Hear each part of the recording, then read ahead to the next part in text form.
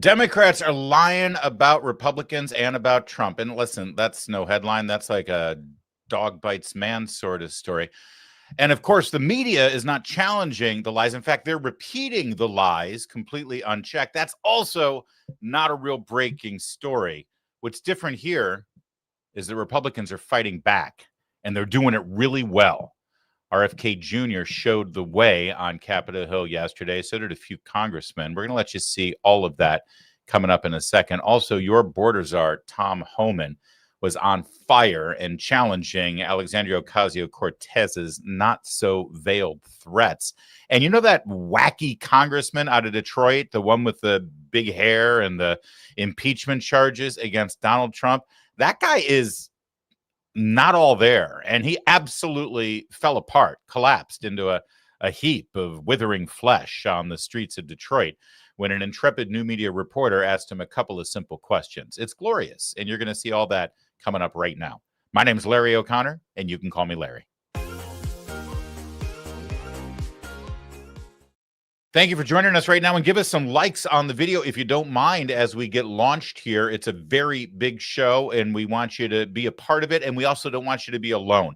Our live chat is a blast, and we love people to engage in it and have fun with each other. So the more likes you give us right now, the better it'll be to get a nice big group going during the live stream. And if you're watching us after the fact, and frankly, you're a huge number of people watching after the fact, our numbers are getting so big right now, why don't you come and join us? We go live at noon, Monday through Thursday, and sometimes at special occasions as well. The only way you know for sure when we go live is if you subscribe and click that alert bell. But you know the drill.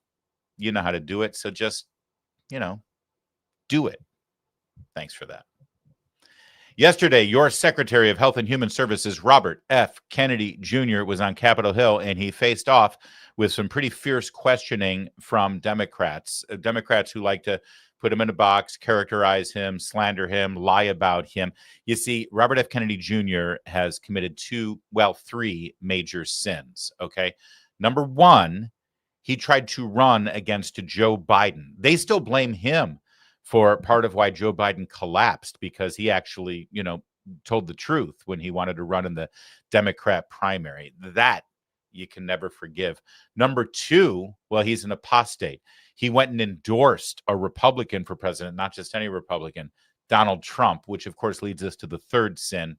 He's actually working for and supporting Donald Trump as a member of his cabinet. So they hate RFK Jr. more than anyone else in the Trump government, in some cases, even more than Donald Trump himself, because you betray the party, especially if your name's a Kennedy, oh, they're coming after you. But the good news is RFK Jr. fights back. He's done with them. Take a look at this little exchange. Anybody thinks that we did gold standard medicine in this country from these institutions, look at our children. They're the sickest children in the world. Laura, you say that excuse me, Congressman DeLauro, you say that you've worked for 20 years on getting food dye out. Give me credit. I got it out in 100 days. All right, so let's work together and do something that we all believe in, which is have healthy kids in our country, for God's sake. Ms. Dean. That together. It's not, there's no such thing as Republican children and Democratic children. There's just kids, and we should all be be concerned with them. Thank you, Mr. Secretary. Ms. Dean. That's a pretty powerful moment, and I got to hand it to him. Listen, I'm very suspicious of RFK Jr. He's got a long track record of being an environmental wacko and saying some pretty horrific things about Republicans, about conservatives, about businesses that I care about, oil companies, gas companies, energy companies, because he was a zealot for the environment. But I got to tell you, as Democrats viciously attack him, these are his friends. These are family. These are people who he's supported for his entire lifetime in politics. He's a Kennedy, for God's sake. It's the royal family of the Democrat Party. And the more they go after him on a vicious, vitriolic, and very personal level, I got to tell you, I think the more conservative this guy becomes, or maybe not conservative as much, is just anti-Democrat, which is enough for me at this point, because they're an incredibly dangerous political party, the way they currently are composed and what they currently stand for. And he's an incredibly effective weapon. and he was having none of it. Watch this long exchange. This is a good one. It's going to take a while. I'm going to let it play quite a bit, but just watch how he fights back against this wackadoodle House member in the House of Representatives. With the measles issue, Mr. Secretary, you keep comparing the U.S. to other countries. You compare us to Europe, but the Europe you are referring to is the WHO European region. That's 53 countries in Europe and in Asia, including those with low vaccination rates like Romania, that has never eliminated measles. If you compare us to Western Europe countries that we often compare ourselves to, like Great Britain, they have seen no measles death this year. Let me move to the NIH. In your testimony, you say you want to quote, and I quote, rescale our biomedical research budget, unquote. Excuse me, but that's BS. You are not rescaling NIH research. You are proposing to cut it by $20 billion. And according to our colleagues in the Senate, NIH has effectively cut research funding by $2.7 billion this year in comparison to the same period last year. That's a cut of 35% during that period. That includes cutting cancer research by 31%. This is the report put out by the Senate, Trump's War on Science, which goes into detail about how we are, in fact, dealing with cutting scientific research. Mr. Secretary, are you freezing or withholding funding that Congress appropriated in 2025 for life-saving NIH research?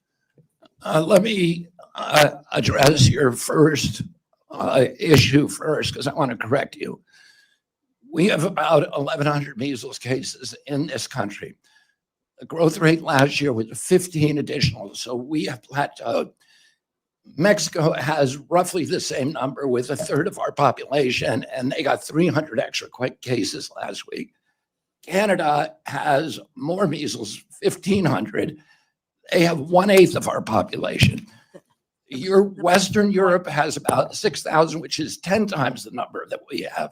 Well, you are wrong about what you said earlier. We can discuss that, but I think one has to consider whether or not we're dealing with decades of data proving how effective and safe the measles vaccine is. I want to move to that. I want my questions answered on, are you freezing and withholding funding that Congress appropriated in 2025 for life-saving NIH research? We are not withholding any funding for life-saving research. Okay. Do you commit to following the law? Of course. Fully obligating funding that Congress appropriated. We appropriated, it is the law of the land for NIH research, and to obligate those funds by September 30th of this year?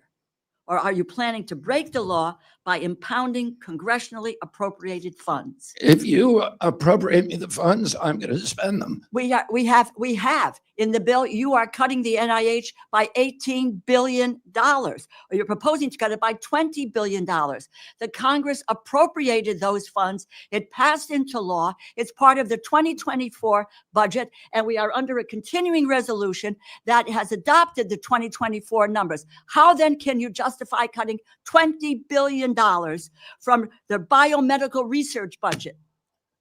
If you appropriate the money to me, I'm going to spend that. We have appropriated, Mr. Secretary. Then I'm going to spend it. Then you're going to spend, you're not going to cut $20 billion from the NIH. The White House proposal is to do very, very large cuts at NIH. Well, that is contrary to the money appropriated. Ranking member. Yes. If Congress appropriates me the money, I'm going to spend the money. You have the power of the purse here. Thank you. You know that. Thank you for reiterating that. But I think that I'm not sure the administration really has internalized that. Particularly, Mr. Vogt hasn't internalized that when he says that we can in fact impound money. The money is there. The 2024 budget includes the funding for the NIH. Will you commit to spending the money that is in 2024 in that budget? As I said, ranking member, if you appropriate the money, I'm going to spend that money. The money has been appropriated. So the answer to that is if you're not willing to accept the funds that have been lawfully voted by members of the House and Senate on the money for the National Institutes of Health. Well, I'm going to hold you to your word that that funding is there. It should be transferred from 24 to 25, and you've cut already $20 billion. Can I just pause here for a second and just reflect on what it must be like to be a reasonably accomplished individual who's worked your entire adult life to reach the highest level of success, now a cabinet member at the White House in charge of the Department of Health and Human Services, and you've got to maintain your cool and your and collect yourself to try to be as respectful as possible to someone like this. Seriously, and it's not just that she looks like a freak.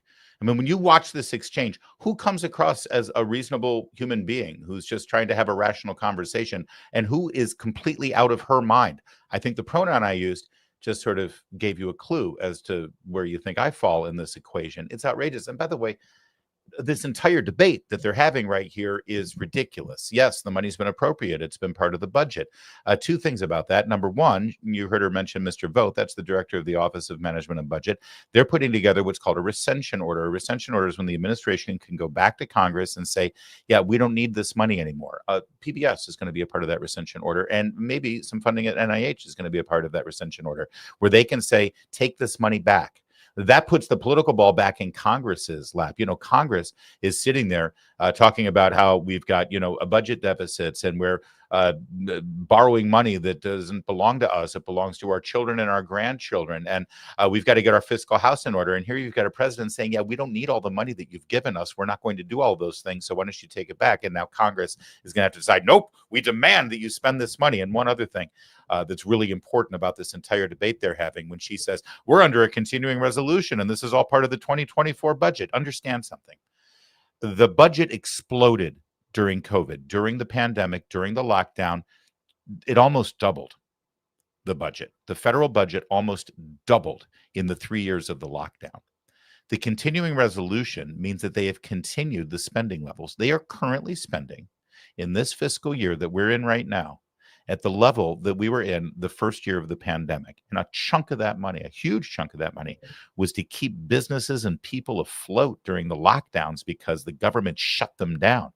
It was sent out to local jurisdictions and states to augment their health systems because of the big influx of demand due to the lockdown. It was to keep school systems floating. By the way, if you're sitting in a state right now that has a budget deficit and they still can't get things going with all the money that the federal government that they don't have just already distributed to them anyway, you've got an incompetent governor.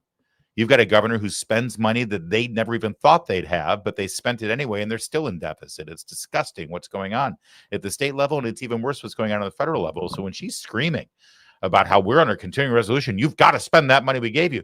It's money that was appropriated and continued from where we were at the pandemic. You think the NIH needs as much money as they were appropriated during the pandemic COVID-19 lockdown? You know they increased funding through the sky for NIH and CDC during the pandemic. And by the way, look what they used that money on. And how effective was it? They did a hell of a job, didn't they? But because we haven't gone back to regular order and we continue to pass continuing resolutions, what a continuing resolution does is just maintain the spending levels that we're in. And so it's okay for the Trump administration to come back and say, listen, guys, you've given us all this money and it's on a continuing resolution based on spending levels that you demanded during the pandemic. Well, guess what? The lockdown's been over for several years now, and we now don't need this money. But look at how hysterical Purplehead is over here. She literally did you guys ever watch what was the really bizarre Jim Henson movie? What was it? Not Black Diamond, Black Sapphire, with David Bowie, right? Where all of the evil puppet trolls were designed by the Jim Henson Muppet team. She's like straight out of that. Maybe Fraggle Rock. I'm not sure, but that's not normal what we're dealing with here. And imagine having to answer to her. Imagine having to sit there and be respectful and actually, you know, not bust out laughing and roll your eyes and say, I can't believe I even have to answer your questions. But that's where we are. Let's get that money back. Let's get that money back. You have an obligation to carry out the law and to implement what the Congress has done. Unbelievable. Unbelievable. Chronic disease and tobacco. Tobacco use is a major contributor to chronic disease and is a leading preventable cause of death in our nation. Each year, killing nearly 500,000 Americans, costing the nation nearly $250 billion in healthcare costs. CDC's tips from former smokers media campaign alone is estimated to have saved more than $7 billion in healthcare costs by helping more than 1 million smokers quit. Why did you eliminate CDC's Office of Smoking and Health, an office that reduces the number of kids using tobacco products, helps order tobacco users to quit, and saves taxpayers dollars? We have, under the reorganization, and I'm going to talk very, very broadly, because as of 4 o'clock yesterday afternoon, we are under a court order not to do any further planning on the reorganization. And I've been advised by my attorneys and not to talk about it. But I will just say broadly, many of the programs that the Democrats are now saying were cut at CDC were not cut at all. Those programs were transferred to the Administration for Healthy America.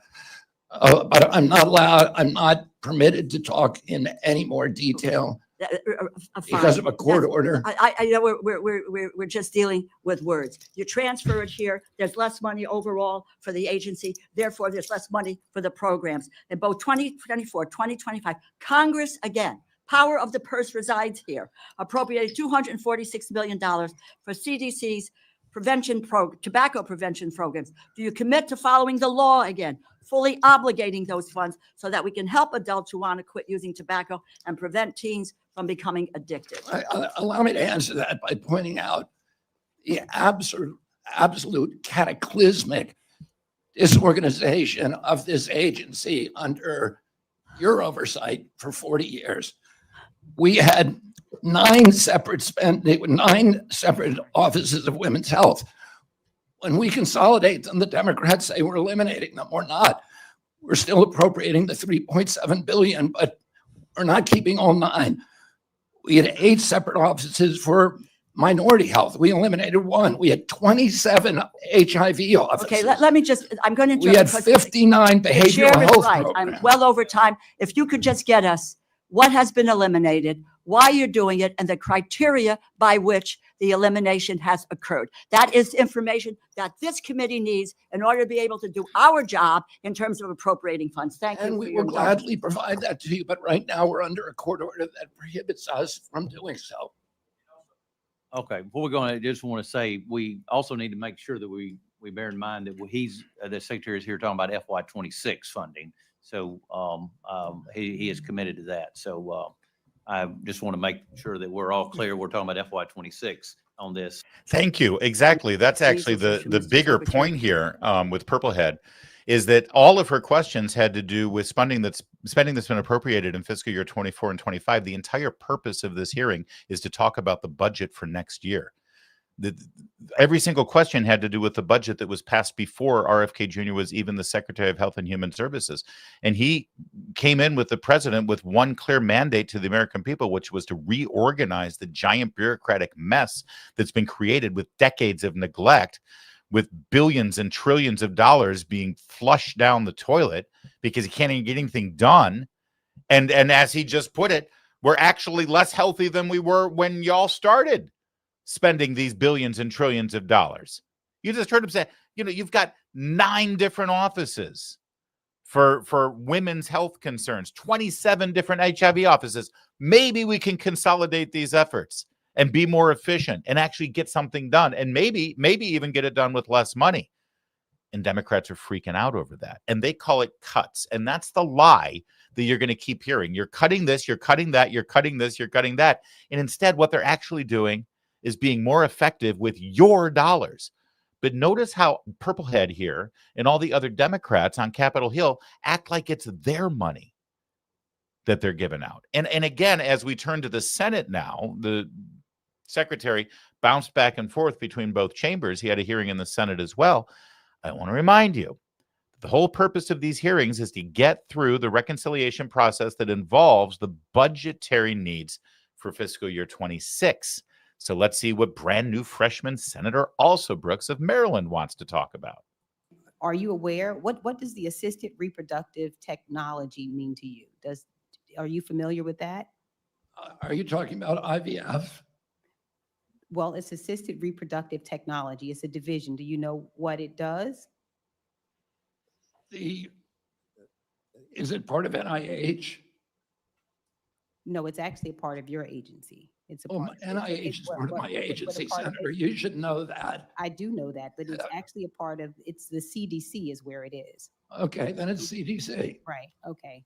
Let me just ask you, and again, these are all of the things you seem unfamiliar with, the ones, the programs that you've. You're unfamiliar with my agency, that NIH and CDC are part of HHS. Thank you. Seriously, she makes Purplehead look like a freaking MIT scholar.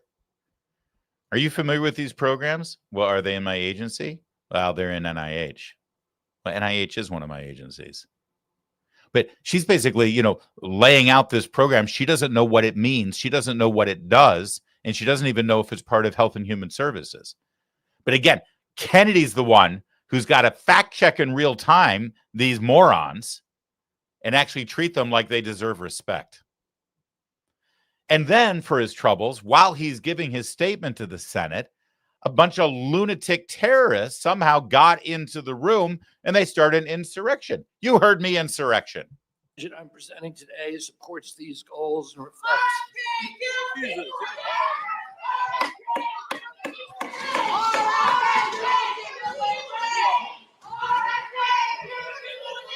The witness will suspend. The committee will come to order.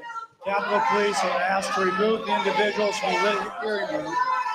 Members of the audience are reminded disruptions will not be tolerated.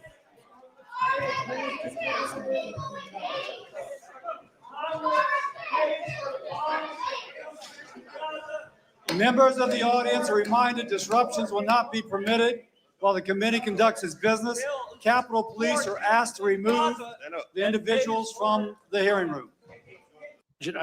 All right, now a couple of things about this here. By the way, are they going to get charged and thrown in jail without a hearing for a year for disrupting an official proceeding? Do you know that the majority of the 1,000 people that were arrested for the events of January 6th, when they finally did get a charge, they were charged with things like parading without a permit, I kid you not, or disrupting an official proceeding? Well, these people just disrupted an official proceeding. Are we going to treat them like the insurrectionists that they clearly are?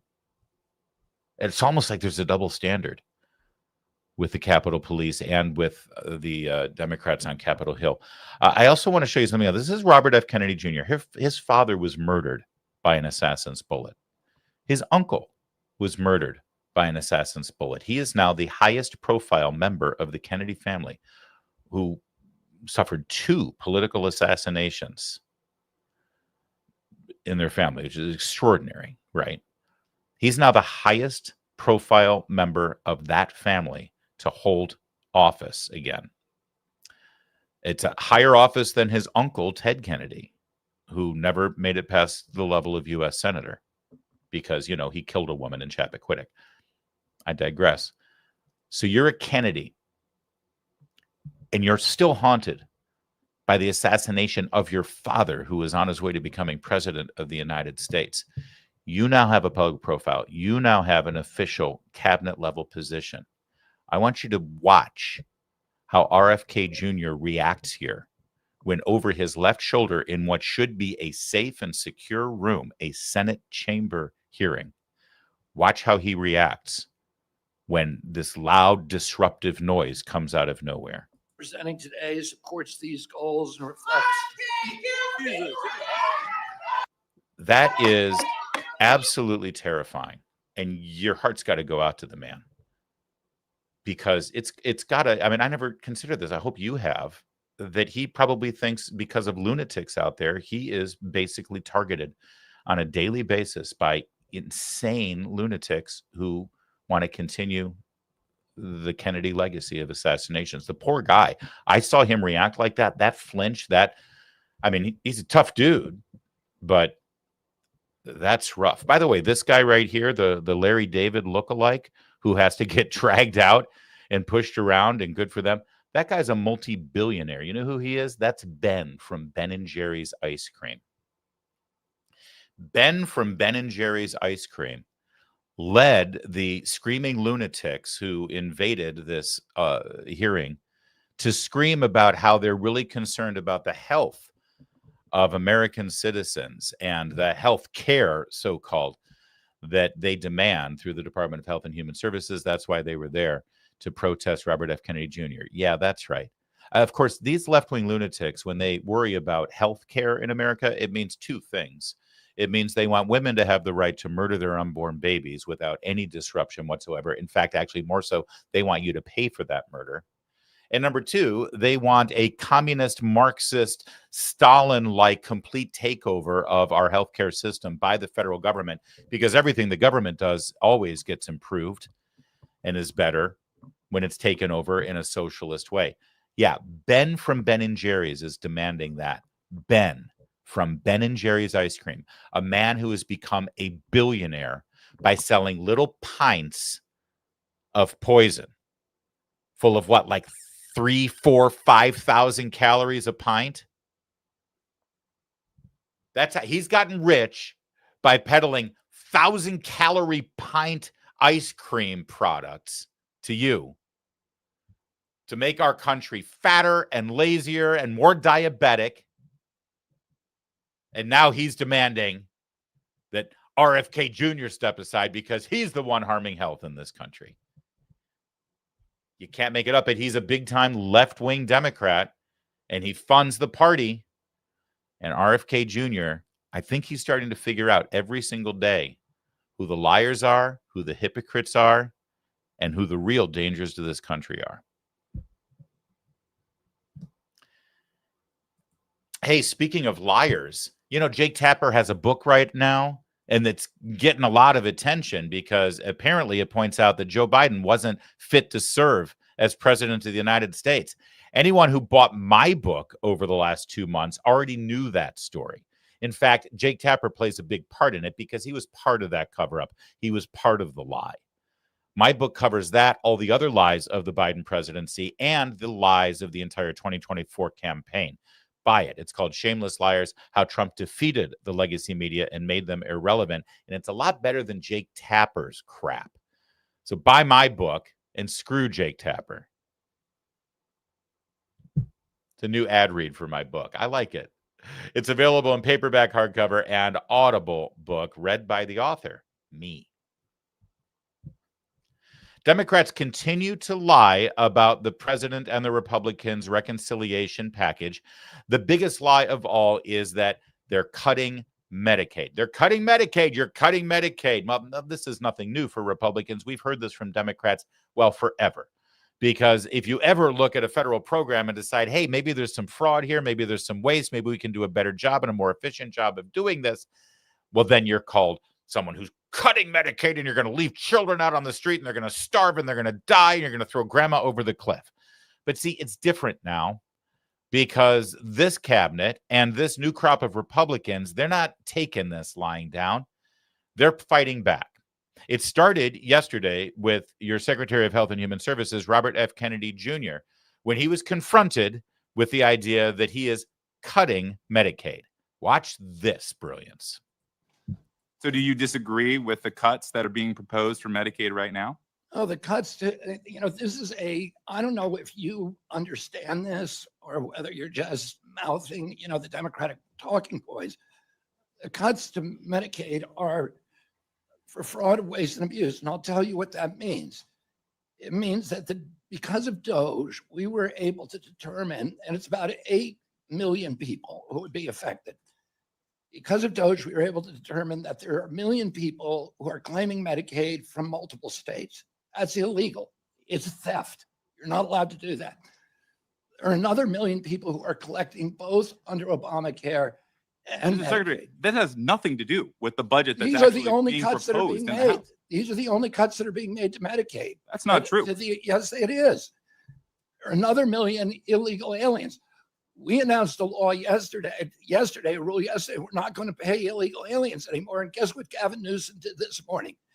He said, we're going to take all the illegal aliens off the California Medicaid rolls. because the feds aren't paying for them anymore. So the compassion ends. Secretary, let when me he let has me to write focus the you check. on the actual numbers of the Last budget that's group, being the proposed. final Secretary, I group. regain my time. I think what you are saying The is final group. absolutely inaccurate in terms of the 13 million Americans that will lose access to healthcare. Let me tell you, the folks in my district are not actually getting Medicaid in another state. They can't travel to get in another state. The clinics that are providing that life-saving Let me tell care you the are the last resort for Let me folks in tell our you the area. last category. Last category is adults who are able-bodied, who refuse to look for a job, to volunteer, to get a job, or to show that they are or to take a part-time job. I agree with them.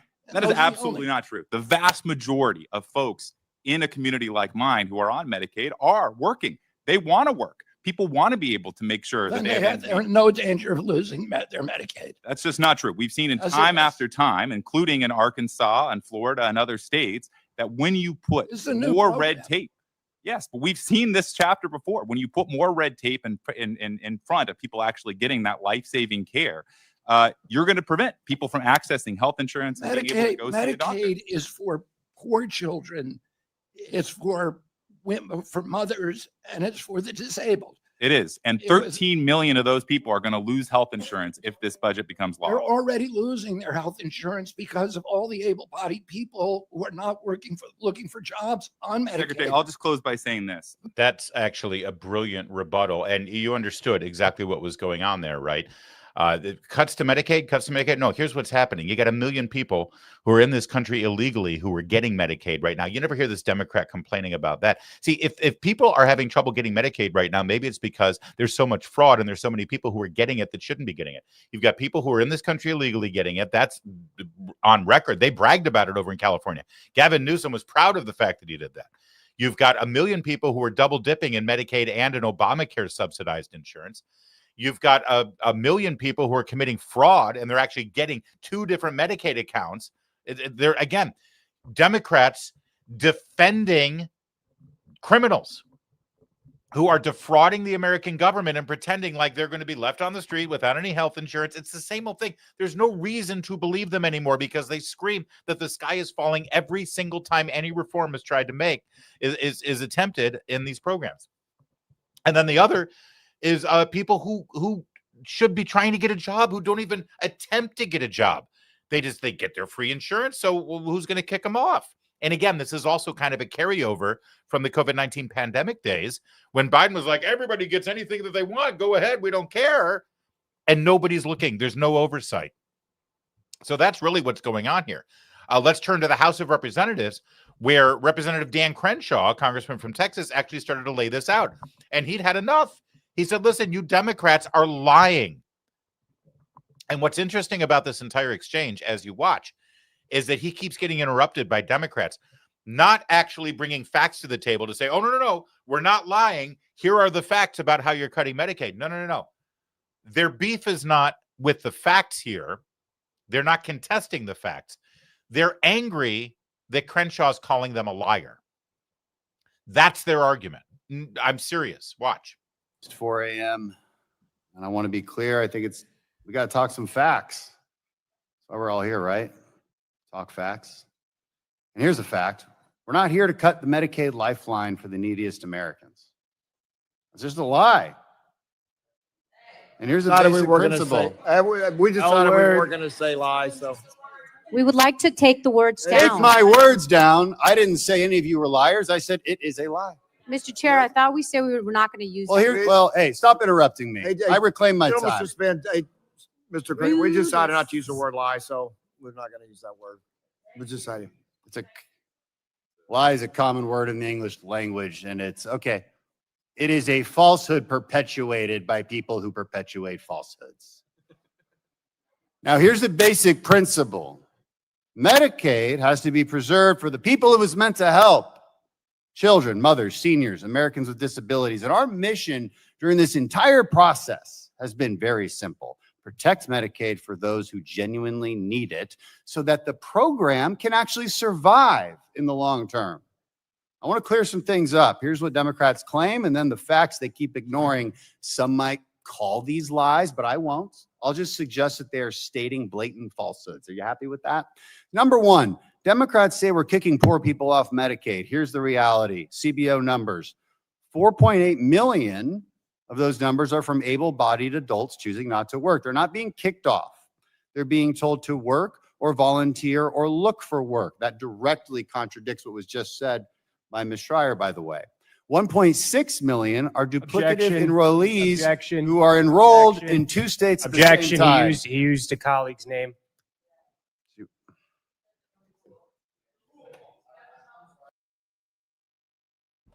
You see what's going on here. He's actually delivering the facts. He's blasting away the lies that continue to be told. Oh, they're cutting Medicaid and children are going to go without health insurance. They're going to die without any medical care. And old people are going to die without any medical care. And poor people are going to die without medical care. And he's actually explaining how that's not the case. And what are they upset about so far? He used the word lie. And now he has to be stopped because he actually used a colleague's name. You're not allowed to refer to anybody. So you're not allowed to call a lie. And you're not allowed to refer to one of your fellow congressmen by their name. And so he must be stopped. What a monster. And this is why the American people are sick and tired and fed up with these people. We just had enough. Seriously, just start from scratch, man. They have reached such a point in their arrogance that this is what their problem is. So let's just be clear here. Democrats can say of Republicans and Donald Trump that he doesn't care about children and wants them to die. And they're allowed to say that with impunity. But if you dare say, excuse me, but that's a lie, well, how dare you? How dare you say that about me? Well, wait a second. You just said that I was willing to murder children. Well, yeah. But you can't call me a liar. That's beyond the pale. This is Congress. This is your Congress. But again, I got to hand it in. And Crenshaw's a mixed bag. Sometimes he's good. Sometimes he's insufferable. But he's laying out the facts here, and they can't deal with it. And it's exactly why people hate Congress. I was just, what? I didn't hear. I'm sorry.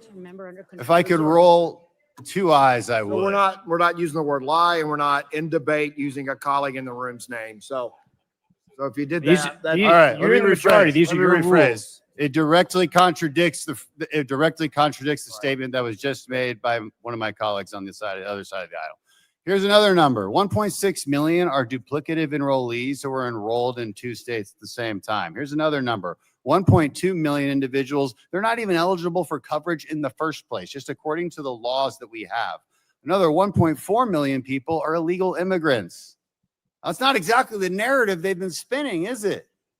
Number 2, Democrats say we're taking away substance abuse treatment. That is just false. This bill specifically exempts individuals with substance use disorders, full stop. Number 3, Democrats say we're cutting Medicaid. Here's the reality. An actual analysis by CBO Medicaid baseline projection shows Medicaid spending will still grow by 6.5% above 2021 projections, even after this $800 billion in savings. So let me ask you, how can one honestly claim we're cutting a program that is actually still growing? Just intellectually. How can you claim that? Asking for a friend. Number 4, Democrats say there aren't illegal aliens in Medicaid. Here's the reality. We know states are doing this. California uses a managed care organization tax scheme to shift costs to the federal government. That frees up about $5.2 billion in state funds. California then uses that money to pay for Medicaid coverage for illegal immigrants, skirting the federal ban. This bill closes the loophole by cutting federal funding by 10% for states that use Medicaid or other state-based programs to cover illegal immigrants. Vast majority of Americans would agree with that. Number 5, Democrats say we're causing steep state budget cuts by changing provider tax and state-directed payment rules. Here's the reality. State-directed payments in Medicaid managed care arrangements have actually grown by about 62% between February 2023 and August of 2024. These payments do have a place in supporting our hospitals. Texas uses them to support our most needy, but you have to have common sense. You can't let them grow out of control and let them grow indefinitely. All we're doing is freezing the provider tax and state-directed payments. That's it. It's a freeze. This will preserve payments for hospitals that need them. So guess what? Again, no cuts. The sky is not falling. Look, in summary, this bill is nothing like Democrats claim. Nothing. It's past 3 a.m., and I've watched my colleagues make false statement after false statement for the sole purpose of scaring the most vulnerable in our society. Democrats have forced disabled Medicaid recipients to travel to D.C. and crowd the committee room for nothing but cynical political theater. And my message to all of you who are tricked into being here, guess what? Your Medicaid benefits aren't at risk under this bill. Full stop. They're using you, and they're lying to you. Notice how Mr. Chairman, just, take it down. You need to Well, educate your member. Come Yeah, on. take my words down. well, don't. I just want to point out one last thing. Can you suspend? Can you suspend? We agree we're not going to call each other out in debate or use. Not the that word many lie, so synonyms please for the honor term that. lying. Please We honor should that. Mr. Chairman, bring it back. you've already He's warned respecting him. your You need to chair. take his words down. Take 'em You down. already warned him. He did it again. You Take 'em need to down. take his words down. I would The like to get committee a will parliamentarian suspend. ruling on this. Listen to The the committee lady will in the yellow suspend. jacket. You're disrespecting your chair. And he said, It's take his my words ruling. down. He's being a jerk. My apologies. I didn't. All right. So now at 3:30 in the morning, they suspend everything to decide what to do about Congressman Crenshaw because he called liars liars. And that's what happens in the House of Representatives. But see, here's the thing. I'm a simple man, and I know you're just a simple American too. This shouldn't be that hard.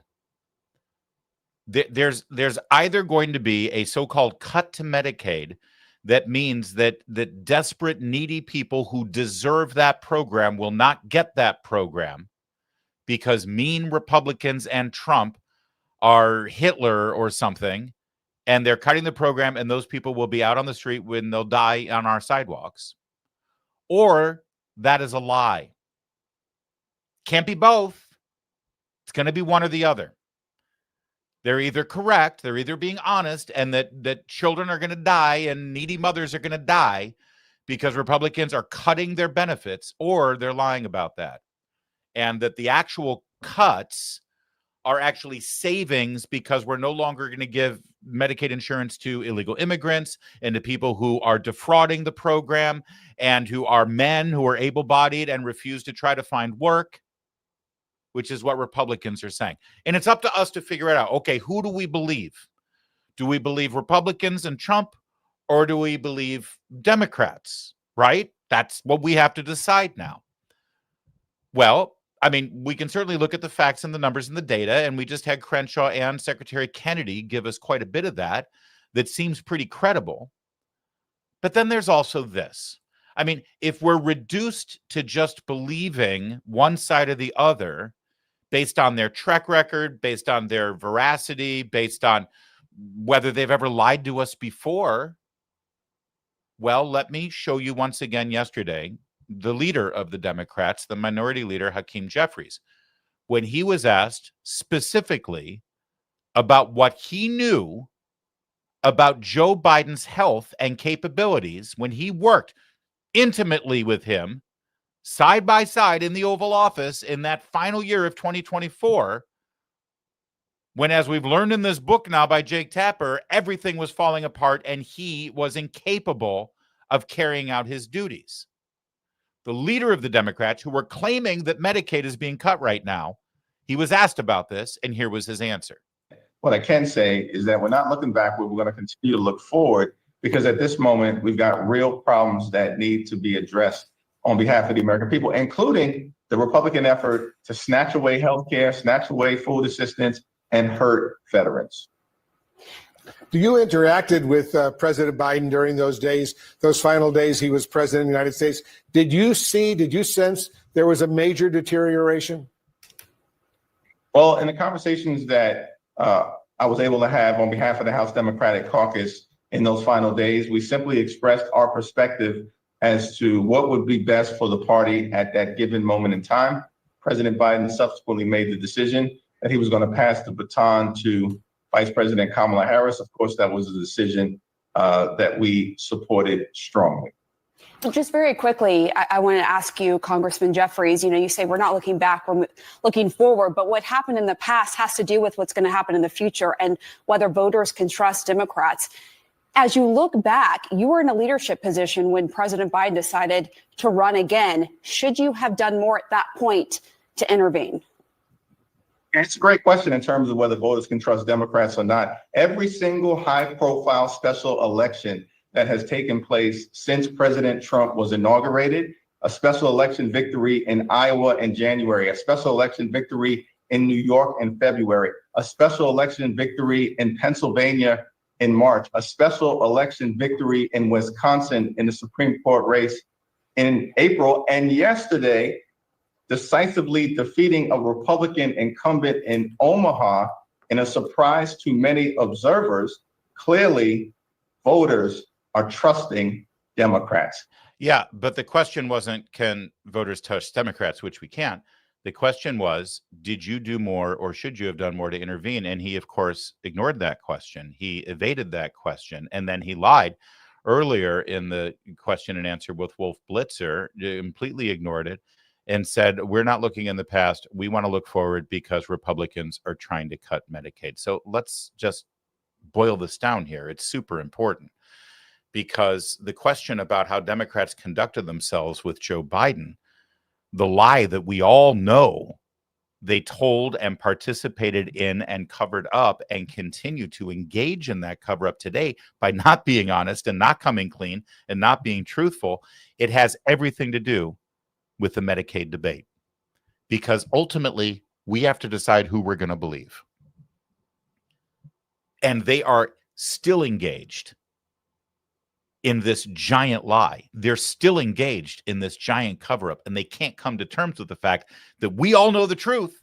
We all saw the truth as it was happening. And if they're willing to lie about that, if they're willing to lie about whether the man sitting in the Oval Office is capable and competent enough to be president of the United States, and we know they lied about that, if they're willing to lie about that, then it's nothing to lie to you and say that Republicans are cutting Medicaid, which is exactly what they're doing. The only difference is this time, we actually have Republicans who are willing to engage, defend themselves, tell the truth, and fight. Hey, if you like our show, and I appreciate all the thumbs up. In fact, there's more of you watching than the likes on the video, so you should probably go like the video at this point, shouldn't you? It's really easy. Just hit the little... Oh, thank you. I appreciate it. If you like this show, then that means you like Town Hall Media, and I'd love for you to become a member of Town Hall's VIP club. Go to townhallvip.com and use my name, Larry, at checkout. You'll get 50% off. When you become a VIP member, you get an ad-free experience on all the Town Hall sites, including Town Hall, Hot Air, PJ Media, Red State, Twitchy, and Bearing Arms.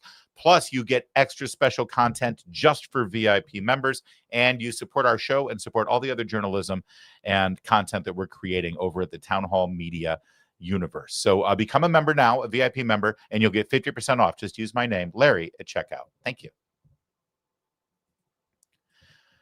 So, you know, there's this backbencher out of Detroit in the House of Representatives, and he's already introduced articles of impeachment for Donald Trump. His name is Shri Thanedar, I think. He represents a district right outside of Detroit, and, well, he's a little wacko. A intrepid independent media member on the streets of Detroit wearing a pretty snazzy Detroit Tigers warm-up. I think that's for batting practice, that jersey. Found him on the streets and started asking him a couple of questions. And, well, you get to see exactly how wacko this guy is. And again, remember, this guy is the tip of the spear for the impeachment process of Donald Trump. This guy is leading the charge for the Democrats right now. Remember that. He's their hero. With this one, the beagles, you abandoned the beagles, left them to die in their cages. Oh, I love animals. Look, I love animals. Yes, he does. He loves beagles to death.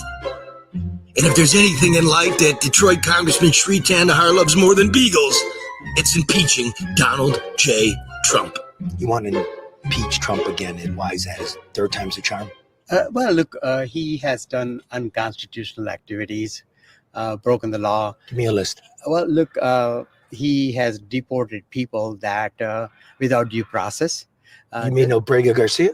Yes, he has. He did get his process, though. He got adjudicated to be deported. Yeah, well, look, the Supreme Court asked him in a 9-0 decision to facilitate bringing Mr. Garcia back. Okay. And he refused to do that. What if we brought Garcia to Guantanamo? Would that satisfy you? Well, look, so he defied Supreme Court orders. Is this a fundraising stunt? Your campaign owes you $11 million. Why not just forgive the loan? Are you not worth the money? I always forgive the loan. That's what happened when I ran for governor, and not a penny of my loan was paid by the campaign, and I forgave it. And that's what it will end up happening. It will end up happening. Yeah, because still on the books, though. Yeah, it looks. Yeah. A little trivia. We'll get into a little bit more. This guy's name, by the way, is Charlie LaDuff, and I love his style. Actually, as a kid from Detroit, he reminds me of a lot of the guys that I grew up with. And he writes for, or he produces content for, something called the Michigan Enjoyer. So there you go. He's right here in Michigan. That's Mr. LaDuff. And it's great. This guy was prepped and ready to go, and he had great questions. I mean, honestly, how many media appearances has this guy with the big head of hair there, Shri? How many media appearances has he engaged in on MSNBC and CNN since he introduced the impeachment charges against Donald Trump? They love him for that, right? And did any of those professional journalists, the ones who work in DC and give each other plexiglass trophies for what great journalists they are, did any of those interviewers ask any of these questions about this dodgy dude and the crazy shell game of campaign finance he does with his own campaign and his own money, and the death of the Beagles that he oversaw? Yeah, we'll get to the Beagles in a minute. Where is the Hitsville Museum? Which museum? Hitsville. I don't know. Just so you know, real fast, I haven't lived in Detroit since I was 13 years old. And everyone knows what the Hitsville Museum is. Have you ever heard of Motown? Berry Gordy and the Supremes and all the... so he's a congressman from Detroit, and he doesn't know the Hitsville Museum. Okay. There's no chance this guy gets reelected. If he does, Detroit is lost. Well, okay. Maybe I won't go out on a limb there. What are the 5 Grosse Points cities? Well, look, I'm not here to answer a quiz. I'm here to say that I'm going to fight for the people of Detroit. I'm going to fight for my Grosse Pointe and all of. So Grosse Pointe is a suburb of Detroit, but it's part of his district. And he clearly has no idea any of the geographic region or any of the cities that make up his district.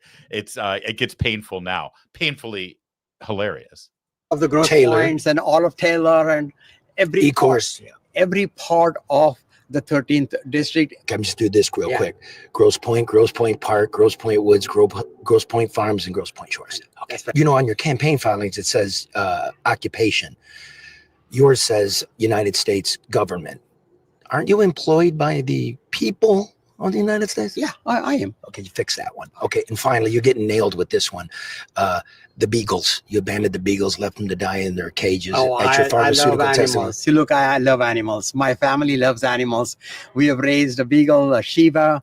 Those are all, attacks, political attacks on me. I love animals. Is there an explanation real quick? I have been awarded by the Humane Society. They've given me 2 awards as the best legislator in protecting animal rights. So my record is good.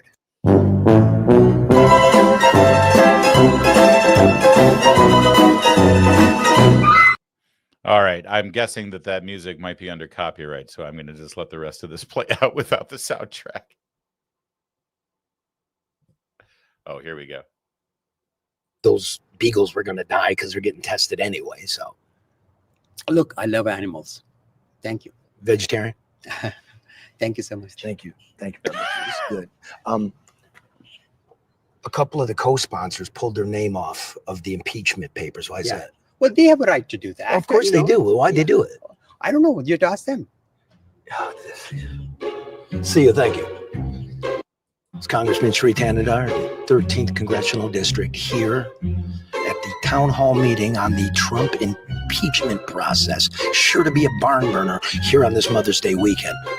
Let's go inside, shall we?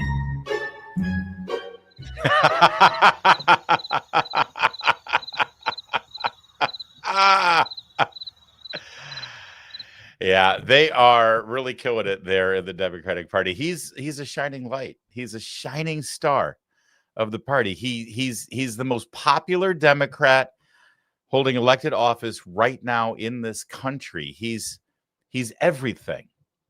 There's also a little bit that you should know about it that our intrepid investigators at Town Hall have uncovered. Would you like to know? Of course, nobody knows who the hell this guy is or how he won his seat. He had an ill-fated run for governor. As you just heard, he ended up owing himself a bunch of campaign. They're still looking into the shell game there about how he moved money between his campaign and between his own personal wealth. He's been credibly accused of animal abuse and neglect, as we just showed you with the use of the beagles. 170 dogs and monkeys were rescued from a testing facility owned by this guy. He fought back against the efforts to place the animals into sanctuaries. Instead, they were denied basic care. Oh, but he won an award from the Humane Society. So everything's fine there. I wonder how big of a donation he gave to the Humane Society in exchange for that award. He settled in a business fraud lawsuit in which he was accused of inflating the values of his business. The plaintiffs had claimed economic damages of approximately $7 million to $8 million in the sale. It netted this dude $20 million. But that's according to the Detroit News, by the way, that he ended up settling that fraud case. He treats his status as a member of Congress like a vanity project. He loves billboards, but you'd have a hard time finding one where his face isn't the main focus.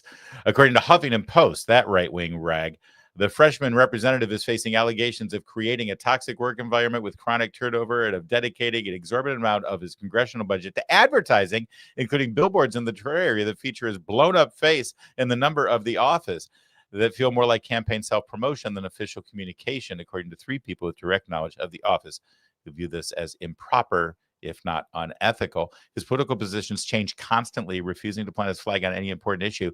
He called Israel an apartheid state and then wanted to cease all aid to the Jewish state. And then later he joined an AIPAC trip to the country and dissociated with the Democratic Socialists of America for not condemning the October 7th attacks harshly enough.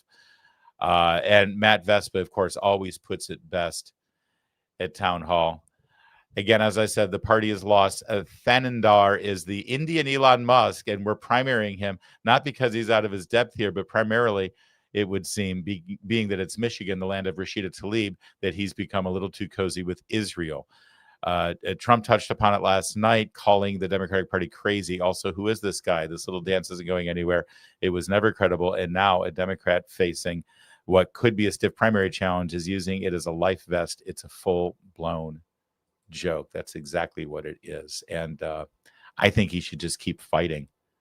That, you know what? You've got the truth on your side, Sri. Go for it. I'm proud of you. Proud to be a Michigander just like you. Except I know a little bit more about Detroit than you do, apparently. And finally,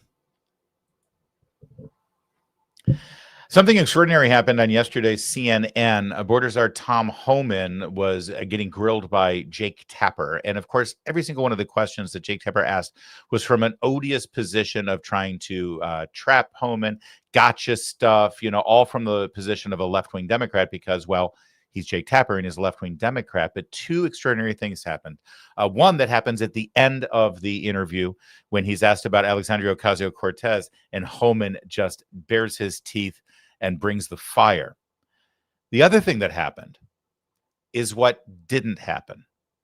I'm going to let this play through because the rhythm of this interview is an important one, so I'm not going to interrupt. So I'm going to point out right now what you need to look for. Jake Tapper spent this entire interview. This is Jake Tapper, who we've spent a lot of time on this channel pointing out his lack of journalistic ethics, his sanctimonious preening, his pretense that he's the only real journalist left in America. He's been hit hard this week, even by some of his own on his own side of the equation, calling out his blatant hypocrisy over enriching himself on this book about Biden's health. And he did something in this interview that I haven't seen him do in about 10 years. And it's what he didn't do. He did not engage in a political debate with Tom Homan. He did not follow up his questions in an argumentative way like he wanted to win a debate or win an argument or score some kind of point. Jake Tapper did an extraordinary thing in this interview that I haven't seen him do in so long. Jake Tapper asked questions, let his guest answer the question, and then whether he liked the answer or not, he then moved on to the next question. I think maybe Jake Tapper might be getting the message. Watch. President's border policy advisor, Tom Homan, often called the Trump administration's border czar. Mr. Homan, thank you so much. Welcome to The Lead. First, what can you share about the Trump administration preparing to deploy more agents soon? Where would they come from? How many of them? Where will they go? What are their tasks, et cetera? Well, we're going to ramp up the number of teams in the interior of the United States.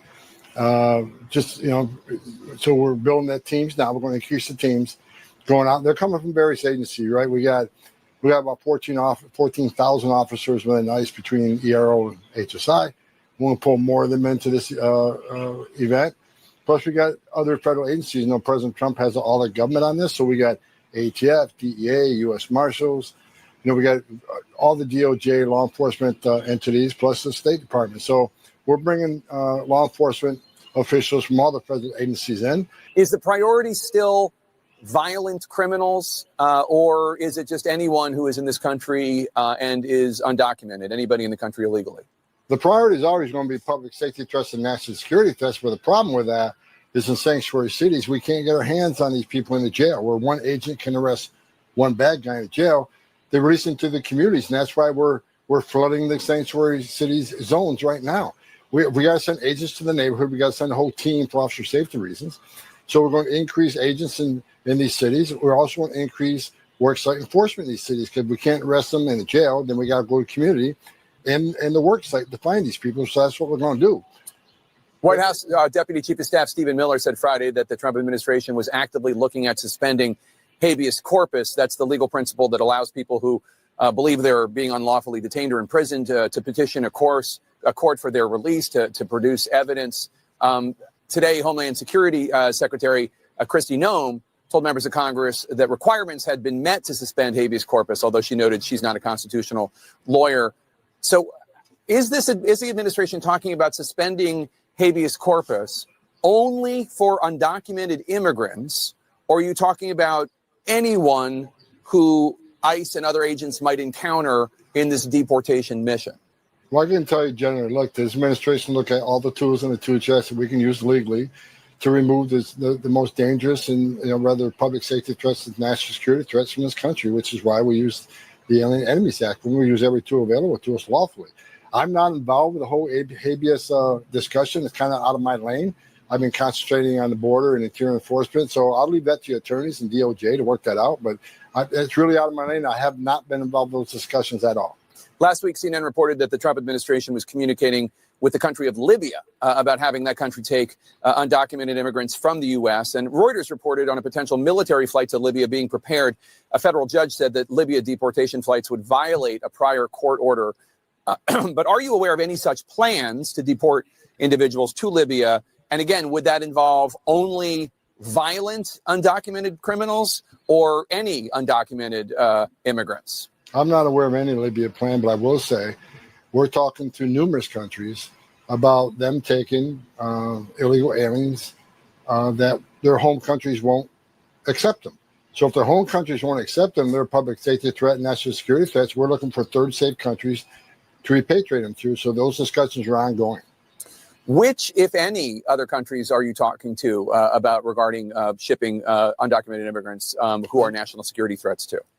Until we have a signed agreement, I won't disclose that. I mean, I'm not going to give them credit for something they're not doing yet. So we'll see what countries we get a signed agreement on, then we'll go from there.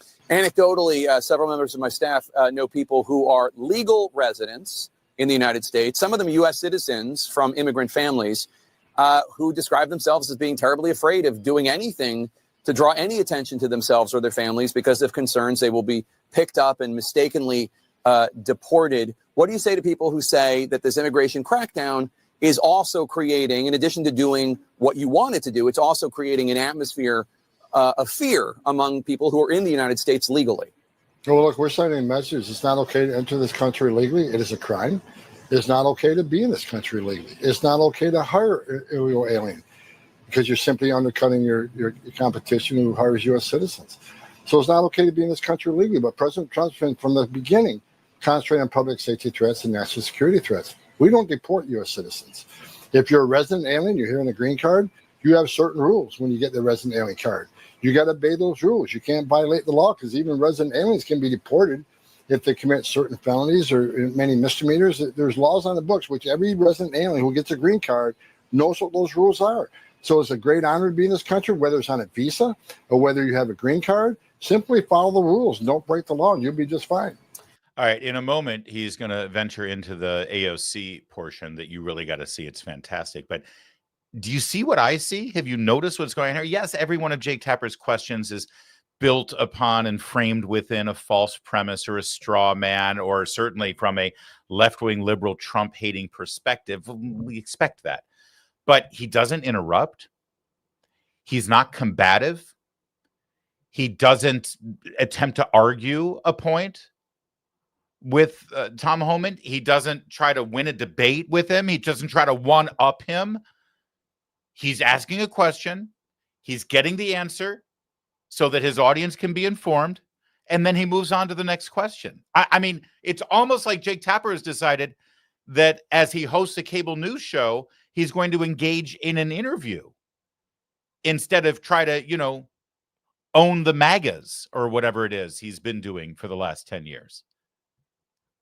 Again, maybe this is a one-off.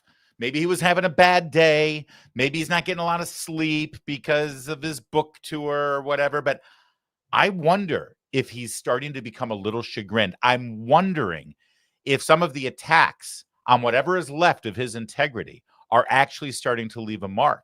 And he says, you know what? Maybe I can try this another way. Maybe I can actually go to the fundamentals and not try to be some champion of the woke left and the anti-Trump crowd, but instead actually, you know, ask questions and get answers. I don't hold out hope, but this is an extraordinary change that I'm seeing from Jake Tapper, and we should point it out. All right, Tom Homan, take it away. Last Friday, there was obviously something of a to-do outside the ICE detention facility in New Jersey. Newark's mayor joined several members of Congress who came. They said they wanted to inspect the ICE facility as part of their congressional oversight duties. I'm sure you've seen the images. There was a lot of pushing and shoving. The mayor was arrested, pardon me, briefly detained. Over the weekend, a Department of Homeland Security spokesperson told CNN that one member of Congress body slammed an agent and threatened legal action against her. I spoke with that member of Congress, New Jersey Congresswoman LaMonica McIver, the woman in the red coat we're showing right now on TV right now. She denies body slamming anyone. I want to play something that Congresswoman Alexandria Ocasio-Cortez of New York posted on her Instagram account and get your reaction. If anyone's breaking the law in this situation, it's not members of Congress, it's the Department of Homeland Security. It's people like Tom Homan and Secretary Kristi Noem. You lay a finger on someone, on Representative Bonnie Watson Coleman, on Representative, or any of the representatives that were there, you lay a finger on them, we are going to have a problem. What's your response, Mr. Homan? First of all, you can't intimidate me. Come on, give me a break. You know, I was enforcing, I was wearing a green uniform Border Patrol agent for 5 years before she was even born.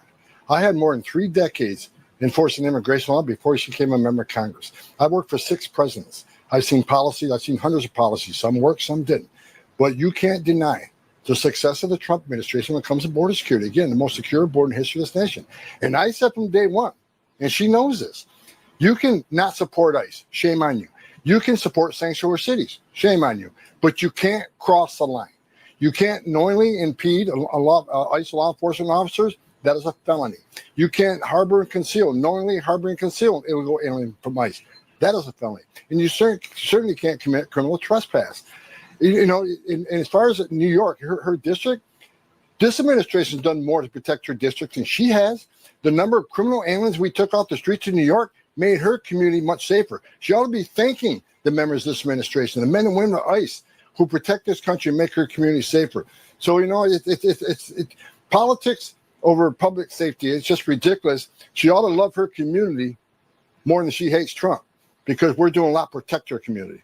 Border Czar Tom Homan, thank you so much for your time. Appreciate you stopping by. Wow. First of all, I love that. You know, I was arresting people at the border before she was born, which is literally true. She ought to love her community more than she hates Trump. That's fantastic. But I still can't get over the change in tone and approach and demeanor of Jake Tapper. Did you notice it? Am I the only one? Something happened there. I got to get to the bottom of it. Oh, hold on. Well, our producer, Kevin McMahon, draws my attention to what might be the solution. Our friend Molly Hemingway, editor-in-chief over at the Mighty Federalist, has uncovered an interesting bit of information. Apparently, Jake Tapper has hired a crisis PR group that repped Elizabeth Holmes, who I believe is in prison right now for fraud, Jeffrey Toobin, who, well, we know where he is, and Anthony Weiner.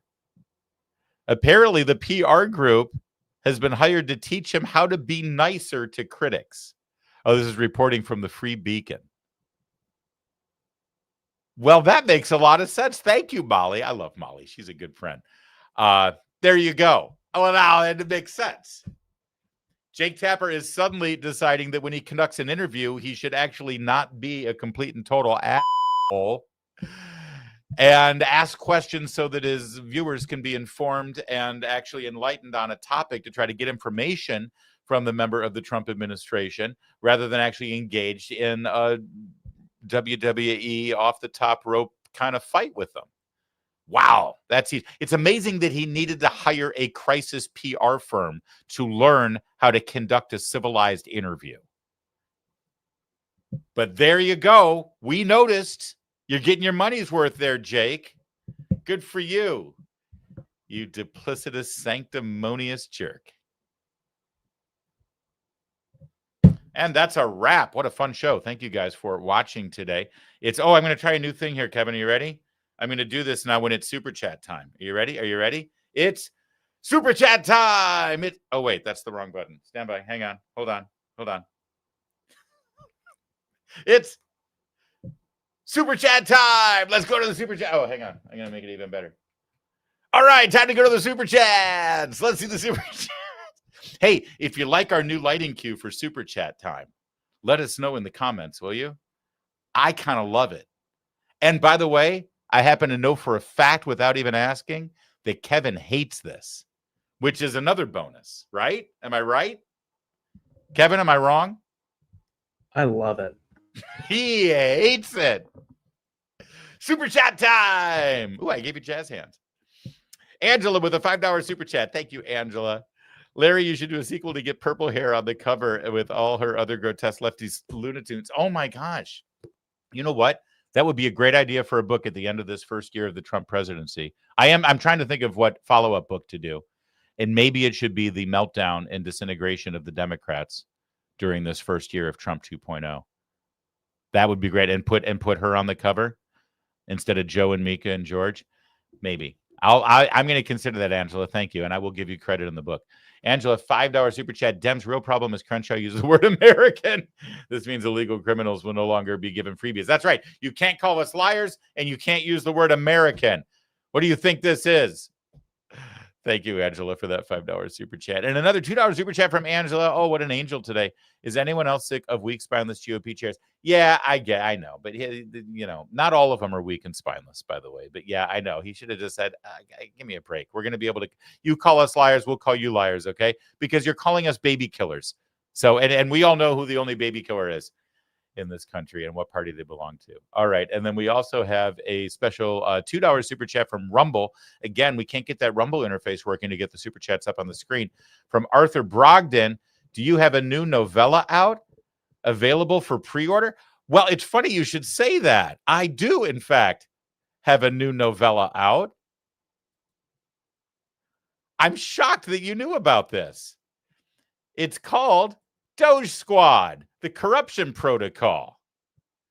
And pre-order for Kindle is available right now, but it will be available in paperback and hardcover. And I'm in the middle of recording the audiobook right now. Thanks for asking, Arthur. Doge Squad, the Corruption Protocol. It's obviously fiction based on fact, but all the names have been changed. But it's about a secret part of the Doge Squad that's off books. The Doge department that I don't have it's not Elon Musk fan fiction. There's a character called Adrian Hayes, who is a self-made rich man who the president has brought in to get government efficiency in. But then he has 5 people who are like hackers and stuff to really get to the bottom of it. And they uncover a huge unconstitutional, off the books corruption scandal. And the rest of the book transpires. It is meant to be sort of a gateway book for the Kurt Schlichter, Kelly Turnbull series, or for the Jack Carr books, or for Brad Thor books. I love books like that. And I realized I started loving books like that because my dad got me Hardy Boys books when I was a kid. And there aren't really any like fun books like that are like the characters in this book are all in their like late teens, early 20s. And, you know, young people should be reading books like this instead of just playing video games. So you'll enjoy it, but also you can buy it for your son, your daughter, or your grandchildren, and they'll love it too. So yes, it's on pre-sale now, and the book comes out May 27th. Boy, are you excited about me being able to do more book promos, Kevin? Should I do a lighting change when I do that? Whoa. Thanks for watching today. We'll be back next time, same place. In the meantime, my name's Larry O'Connor, and you can call me Larry.